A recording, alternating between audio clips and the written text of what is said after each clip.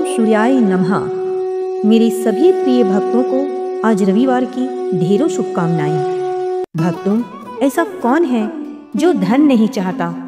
ऐसा कौन है जो अपने जीवन में अपार धन संपत्ति का मालिक नहीं बनना चाहता? भक्तों, अगर आप भी ऐसा चाहते हैं तो आप बहुत ही किस्मत वाली हैं जो आज आपको यह वीडियो मिली है, क्योंकि इस वीडियो में आज हम आपको एक ऐसा पौराणिक और गुप्त मंत्र बताने वाले हैं जिसे यदि आपने पूरे श्रद्धा और पूरे सच्चे मन से 7 दिनों तक लगातार जाप कर लिया तो फिर आपको दुनिया का सबसे अमीर व्यक्ति बनने से कोई नहीं रोक सकता।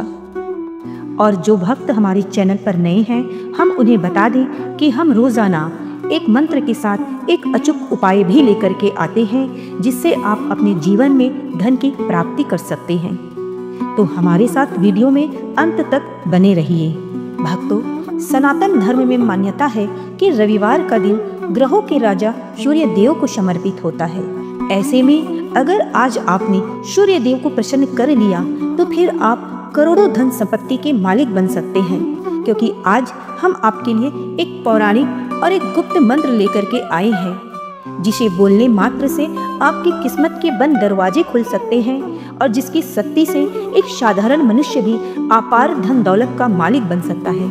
कई हजारों साल पहले राजा भागीरथ को एक ऋषि ने यह गुप्त मंत्र बताया था। कहा जाता है कि जब उन्होंने इस मंत्र का जाप किया तो न केवल उनका राज्य धन संपत्ति से भर गया बल्कि वो एक ऐतिहासिक योद्धा भी बन गए थे।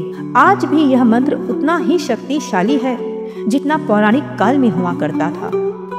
अगर आपको भी अपने जीवन में अपार धन संपत्ति का मालिक बनना है तो इस मंत्र को आज तुरंत कर लीजिए। अगर आप इस मंत्र का जाप किसी कारणवश नहीं कर सकते हैं तो हम आपके लिए इस मंत्र का उच्चारण कर रहे हैं, जिसे आपको सिर्फ अपने मोबाइल में 5 मिनट के लिए लगाकर सुनना है, क्योंकि इस मंत्र को सिर्फ सुनने मात्र से भी आप अपार धन संपत्ति के मालिक बन सकते हैं और सूर्य देव आप पर तुरंत प्रसन्न होंगे और आपकी सभी मनोकामनाओं को तुरंत पूर्ण करेंगे। तो भक्तों, चलिए आज का उपाय जानते हैं। लेकिन उससे पहले अगर आपने हमारी वीडियो को अभी तक लाइक और चैनल को सब्सक्राइब नहीं किया है तो आपसे निवेदन करूंगी कि आप तुरंत कर लीजिए और सूर्य देव के चरणों में अपने नाम की हाजिरी लगाकर अपनी उपस्थिति तुरंत दर्ज कराएं। क्या पता सूर्य देव की कृपा से माँ लक्ष्मी आज ही आप पर प्रसन्न हो जाए और आपकी झोली आज ही धन से भर दे। तो चलिए आज का उपाय बताते हैं। भक्तों, जीवन में सुख, समृद्धि और अपार धन का मालिक बनने के लिए आपको रविवार के दिन पीपल के पेड़ के नीचे एक आटे का चौमुखी दीपक जलाना है। यह दीपक आपको सरसों के तेल का जलाना है। भक्तों, दीपक जलाने के समय आपको सूर्य देव के सामने अपनी मनोकामना बोलनी है और जो मंत्र अब हम आपको बताने वाले हैं उस मंत्र का उच्चारण करना है। लेकिन याद रखिए, उच्चारण आपको पूरे 108 बार के लिए करना है। अगर आपने इससे कम मंत्र का उच्चारण किया तो आपको फिर इसका कोई लाभ नहीं मिलेगा। अगर किसी कारणवश आप मंत्र का जाप नहीं कर सकते हैं तो हम आपके लिए इस मंत्र का उच्चारण कर रहे हैं, जिसे आप सिर्फ अपने मोबाइल में लगाकर भी सुन सकते हैं। तो चलिए भक्तों, आज के सूर्य मंत्र की शुरुआत करते हैं।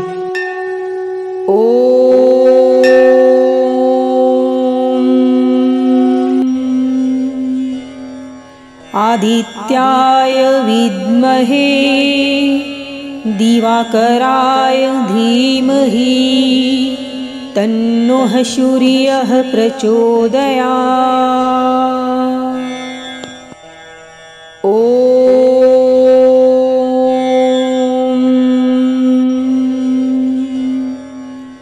आदित्याय विद्महे दिवाकराय धीमहि तन्नो सूर्यः प्रचोदयात्।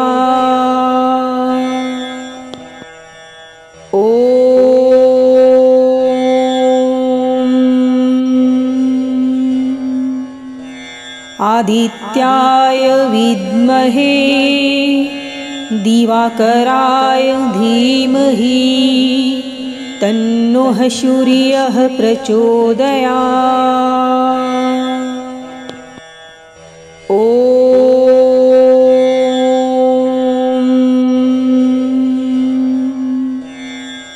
आदित्याय विद्महे दिवाकराय धीमहि तन्नो सूर्यः प्रचोदयात्।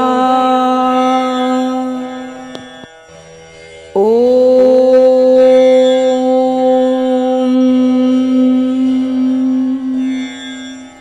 आदित्याय विद्महे दिवाकराय धीमहि तन्नो सूर्यः प्रचोदयात्।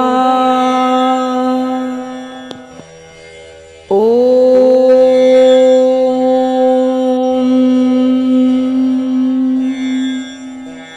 आदित्याय विद्महे दिवाकराय धीमहि तन्नो सूर्यः प्रचोदयात्। ॐ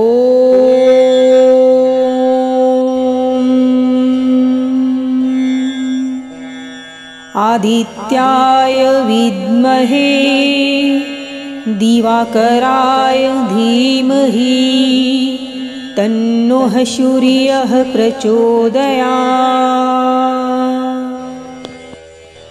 ॐ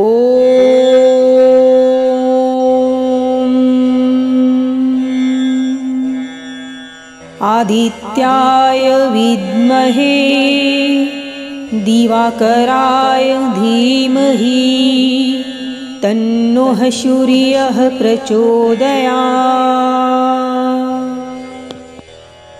ॐ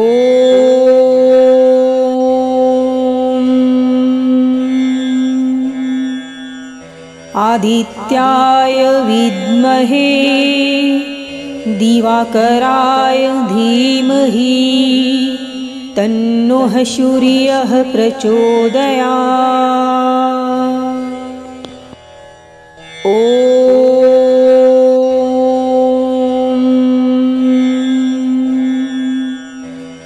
आदित्याय विद्महे दिवाकराय धीमहि तन्नो सूर्यः प्रचोदयात्।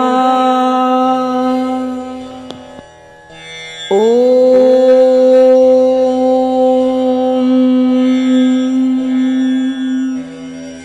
आदित्याय विद्महे दिवाकराय धीमहि तन्नो सूर्यः प्रचोदयात्।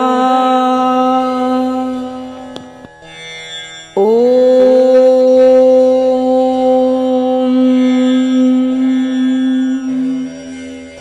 आदित्याय विद्महे दिवाकराय धीमहि तन्नो सूर्यः प्रचोदयात्। ॐ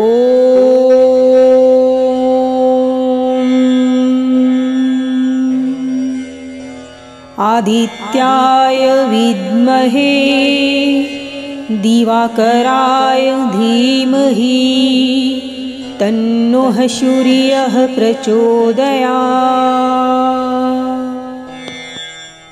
ॐ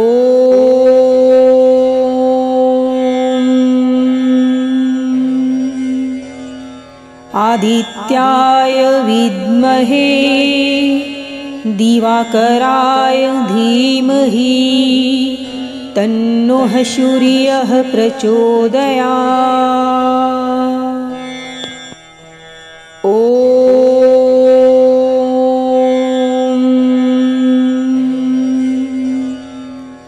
आदित्याय विद्महे दिवाकराय धीमहि तन्नो सूर्यः प्रचोदयात्। ॐ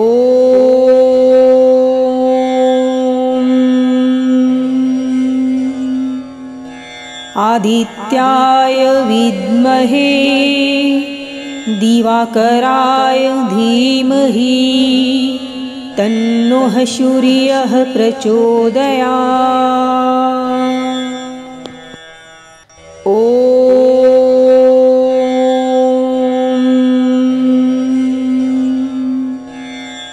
आदित्याय विद्महे दिवाकराय धीमहि तन्नो सूर्यः प्रचोदयात्।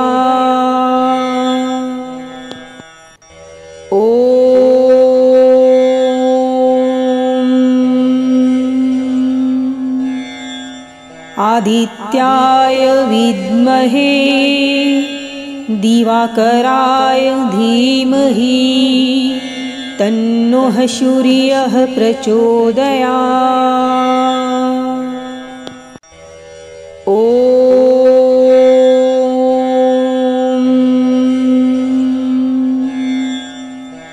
आदित्याय विद्महे दिवाकराय धीमहि तन्नो सूर्यः प्रचोदयात्।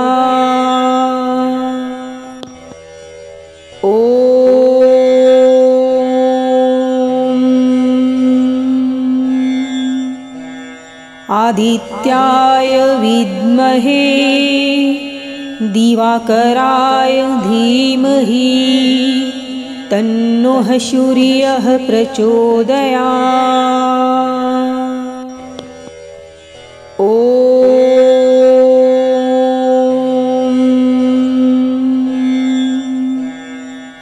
आदित्याय विद्महे दिवाकराय धीमहि तन्नो सूर्यः प्रचोदयात्।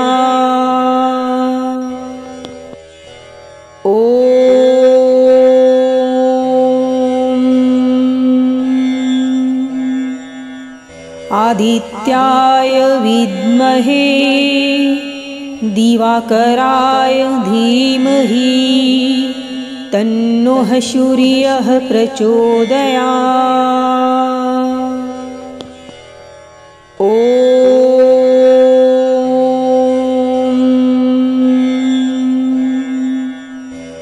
आदित्याय विद्महे दिवाकराय धीमहि तन्नो सूर्यः प्रचोदयात्।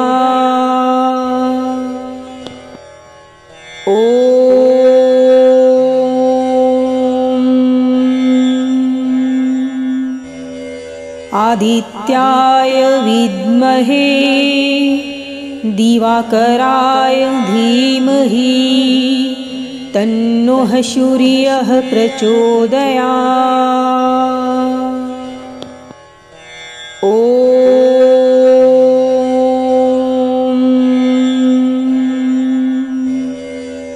आदित्याय विद्महे दिवाकराय धीमहि तन्नो सूर्यः प्रचोदयात्।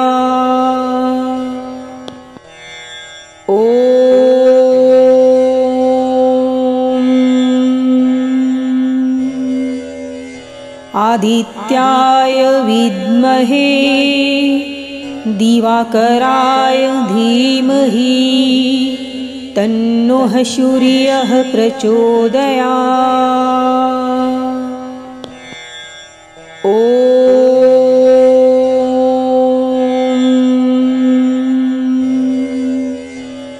आदित्याय विद्महे दिवाकराय धीमहि तन्नो सूर्यः प्रचोदयात्।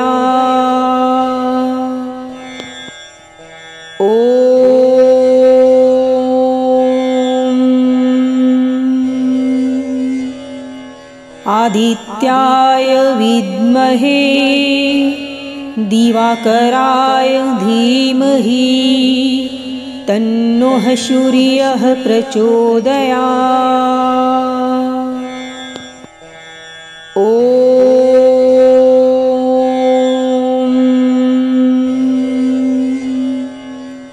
आदित्याय विद्महे दिवाकराय धीमहि तन्नो सूर्यः प्रचोदयात्।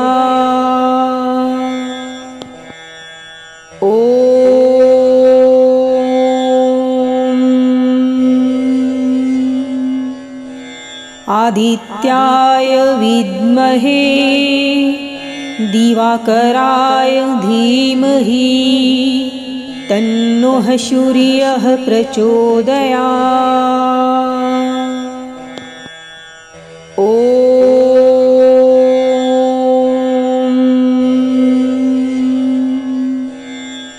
आदित्याय विद्महे दिवाकराय धीमहि तन्नो सूर्यः प्रचोदयात्।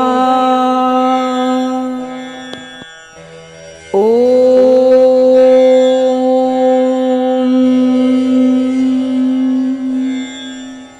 आदित्याय विद्महे दिवाकराय धीमहि तन्नो सूर्यः प्रचोदयात्।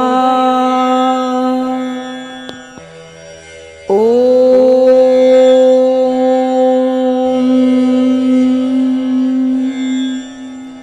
आदित्याय विद्महे दिवाकराय धीमहि तन्नो सूर्यः प्रचोदयात्।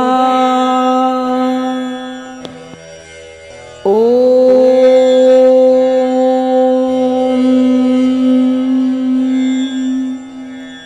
आदित्याय विद्महे दिवाकराय धीमहि तन्नो सूर्यः प्रचोदयात्।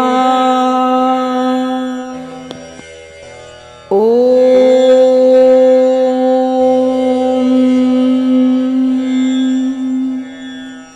आदित्याय विद्महे दिवाकराय धीमहि तन्नो सूर्यः प्रचोदयात्। ॐ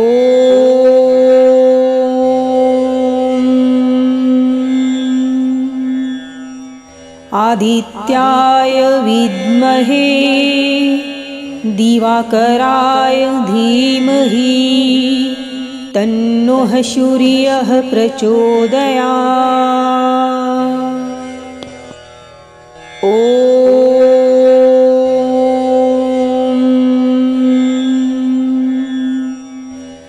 आदित्याय विद्महे दिवाकराय धीमहि तन्नो सूर्यः प्रचोदयात्। ॐ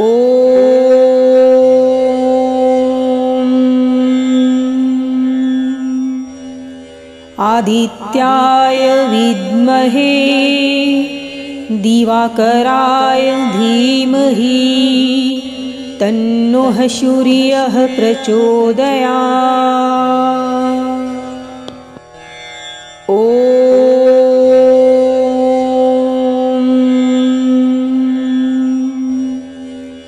आदित्याय विद्महे दिवाकराय धीमहि तन्नो सूर्यः प्रचोदयात्। ॐ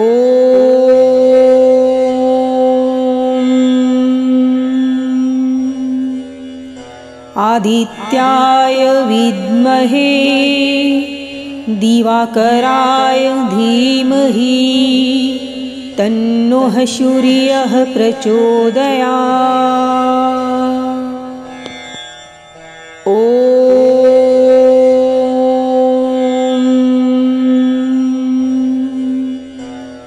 आदित्याय विद्महे दिवाकराय धीमहि तन्नो सूर्यः प्रचोदयात्। ॐ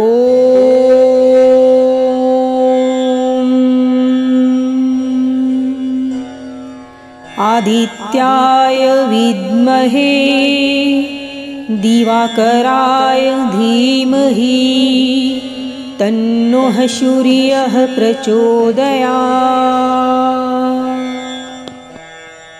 ॐ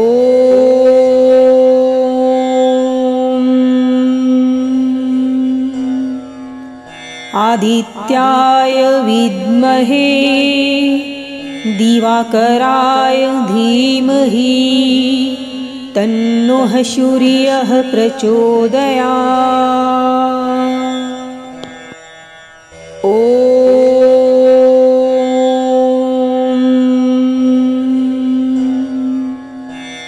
आदित्याय विद्महे दिवाकराय धीमहि तन्नः सूर्यः प्रचोदयात्। ॐ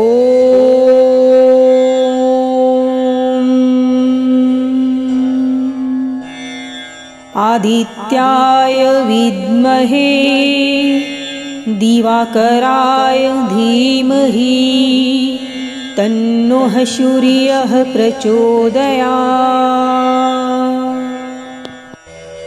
ॐ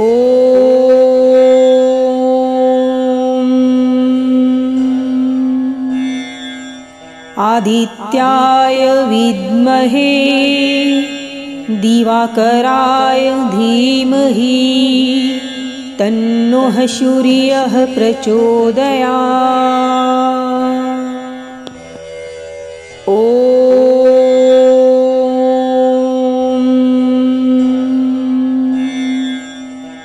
आदित्याय विद्महे दिवाकराय धीमहि तन्नः सूर्यः प्रचोदयात्। ॐ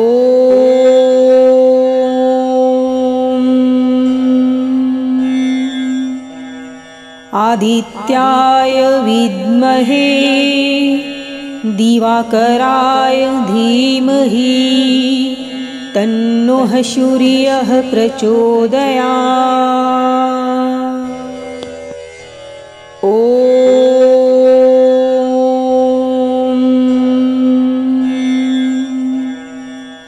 आदित्याय विद्महे दिवाकराय धीमहि तन्नः सूर्यः प्रचोदयात्। ॐ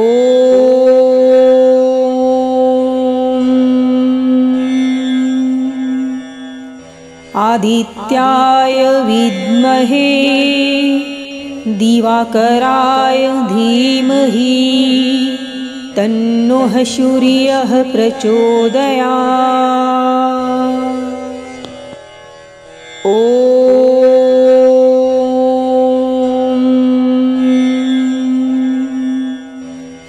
आदित्याय विद्महे दिवाकराय धीमहि तन्नः सूर्यः प्रचोदयात्। ॐ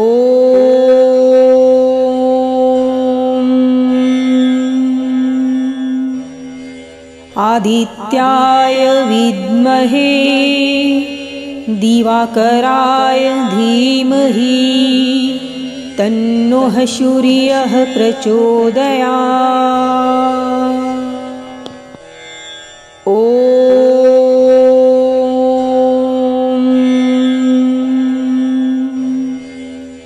आदित्याय विद्महे दिवाकराय धीमहि तन्नः सूर्यः प्रचोदयात्।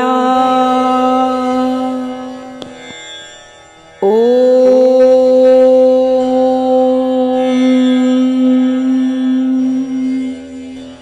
आदित्याय विद्महे दिवाकराय धीमहि तन्नः सूर्यः प्रचोदयात्।